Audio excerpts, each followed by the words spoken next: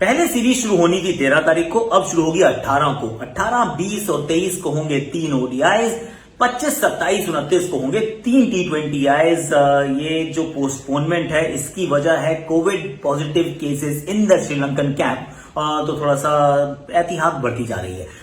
एक open mic में आज हमारा सवाल यह है कि क्या क्रिकेटर्स को भी वो रेड कार्ड दिया जाना चाहिए जैसे वो शाकिब अल हसन ने उस दिन किया था वो ढाका प्रीमियर लीग के खेल में। और आज का मेरा ट्रिविया ये है कि वो कौन सा ऐसा खिलाड़ी है जिसका सबसे बड़ा इंडिविजुअल T20 स्कोर है in all India versus Sri Lanka T20I games. I can give you one hint, he is an Indian.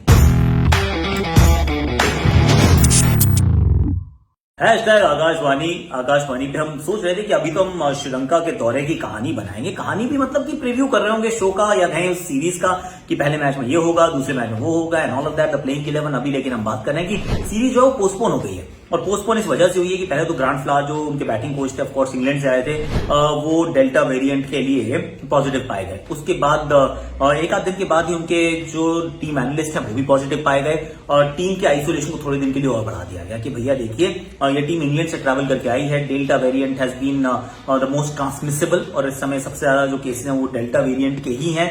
Bharat की सेकंड वेव भी डेल्टा से ही आई थी। तो अब उसके चलते कहा गया कि रुक जाओ यार, let's try and postpone it a little bit. उसके लिए श्रीलंकन बोर्ड और इंडियन बोर्ड के बीच में बात भी हुई। हालांकि श्रीलंकन बोर्ड ने तैयारी की हुई, तैयारी तो खैर उनको करनी पड़ती है, उनके कई सारे कारण है। एक तो ये कि वो ऑफ कोर्स टीम जो है वो बाहर से आ रही है, आपको पता नहीं है कि क्या हो सकता है। बीच में 3 खिलाड़ियों को तो वापस घर भेज दिया गया था half way through the England tour की, क्योंकि आपने बायोबबल ब्रीच किया था।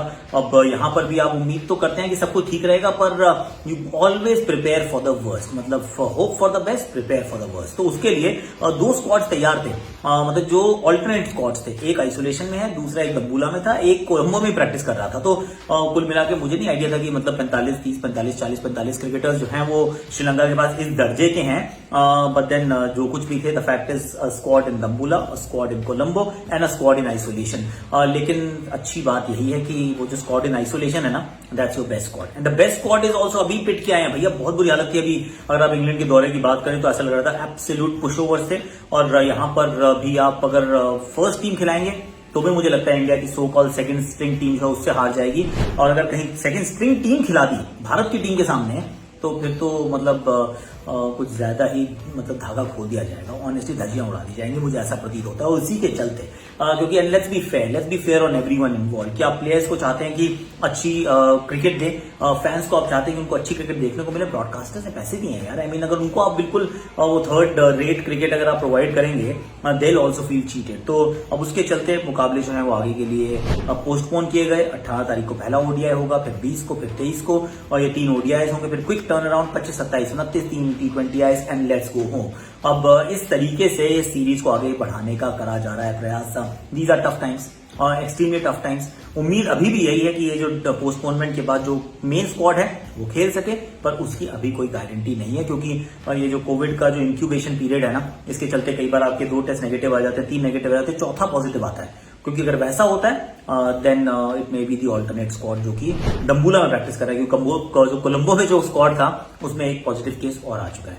आई मीन बायो बबल के अंदर आ चुका है, आइसोलेशन में आ चुका है। I mean this is crazy times. अब अपना ध्यान रखिएगा, लेकिन अब जरा चलते हैं फैंस इंडिया की तरफ और डिबेट करते हैं। क्या क्रिकेट में भी वो रेड कार्ड, येलो कार्ड देनी चाहिए? क्या अंपायर्स को वो ताकत देनी चाहिए कि अब आप करिए यार, अगर कोई बदतमीजी कर रहा है, if somebody is cross the line, show them the red card. Shakib ul Hasan ने जो किया वो हम सब लोगों ने देखा। उनके ऊपर 3 मैच का बैन लगा, फाइन लगा। मैं हूं राजुल शर्मा फैंस इंडिया की तरफ से, और आज हम डिस्कस करेंगे कि क्या आईसीसी को सॉकर या फुटबॉल की तरह रेड कार्ड इंट्रोड्यूस करना चाहिए क्रिकेट में भी। अगर कोई प्लेयर रूल ब्रेक करता है तो क्या उसे रेड कार्ड देके इंस्टेंटली गेम से बाहर निकाल देना चाहिए?